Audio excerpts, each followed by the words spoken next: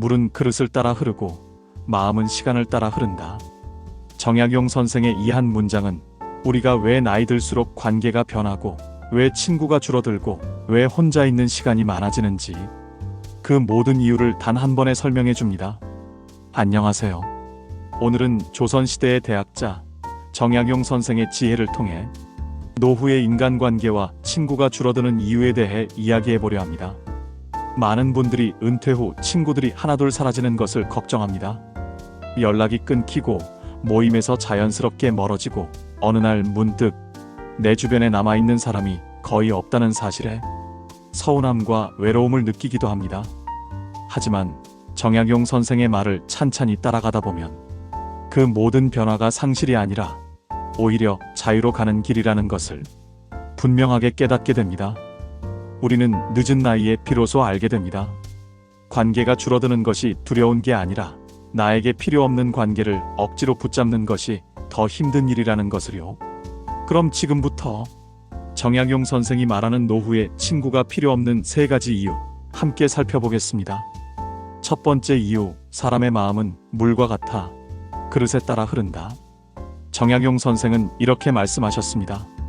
사람의 마음은 물과 같아 그릇이 달라지면 흐르는 방향도 달라진다.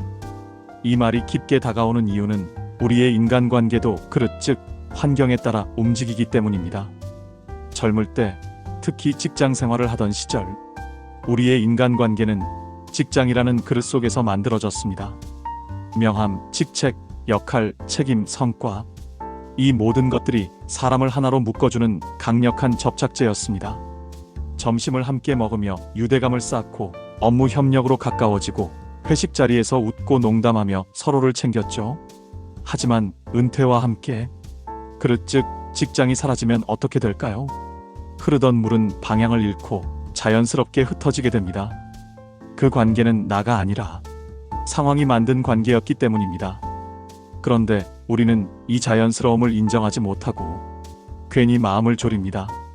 예전처럼 연락이 오지 않는 친구를 보며 속상해하고 휴대폰 알림을 들여다보고 억지로라도 모임에 가서 예전의 온기를 붙잡으려 애를 씁니다. 하지만 정약용의 말처럼 그릇이 바뀌면 물의 흐름도 바뀝니다. 노후에 친구가 줄어드는 것은 당신의 가치가 떨어져서가 아니라 그저 인생의 그릇이 바뀐 것뿐입니다. 이 사실을 받아들이는 순간 외로움 대신 새로운 평온과 자유가 시작됩니다. 두 번째 이유, 남의 눈을 의식하면 내 마음이 갇힌다.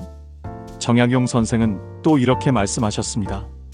남의 눈을 의식하면 내 마음이 스스로 갇히고 만다. 노후에 많은 친구를 유지하는 것은 생각보다 훨씬 더 많은 에너지를 소모합니다.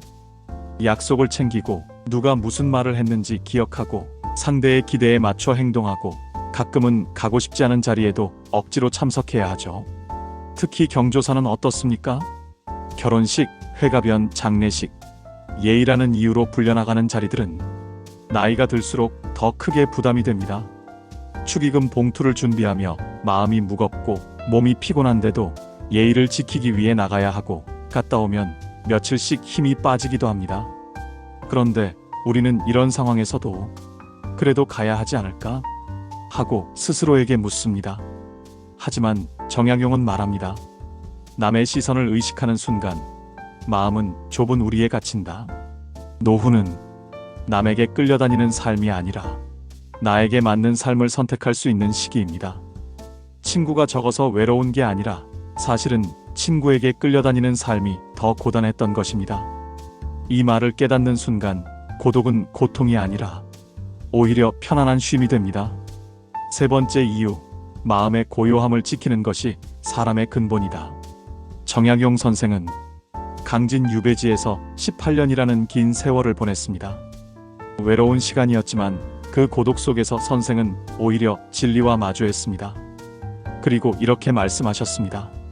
사람이 지켜야 할 가장 큰 덕은 마음의 고요함이다.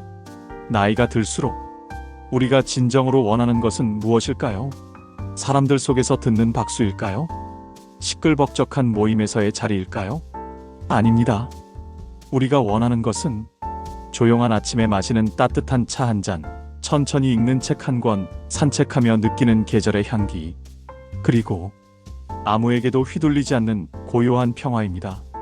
친구가 많으면 시끄럽고 복잡하고 신경 쓸 일이 많아집니다. 관계는 파도처럼 마음을 흔들고 감정은 자주 흔들립니다. 노후에는 잔잔한 호수 같은 삶이 더 어울립니다. 정약용 선생의 말처럼 마음의 고요함을 지키기 위해서는 불필요한 인간관계를 자연스럽게 정리해야 합니다. 그것은 이기적인 선택이 아니라 지혜로운 선택입니다. 정약용이 말하는 노후의 관계 공식, 여기까지 3가지 지혜를 함께 살펴보았습니다. 이제 우리는 하나의 결론에 도달합니다. 노후는 사람을 모으는 시기가 아니라 사람을 거르는 시기다. 남을 사람은 남고 머물 사람은 머물고 떠날 사람은 자연스럽게 떠나게 됩니다. 그리고 그렇게 비워진 자리에 비로소 나의 삶이 들어옵니다. 정약용 선생은 말했습니다.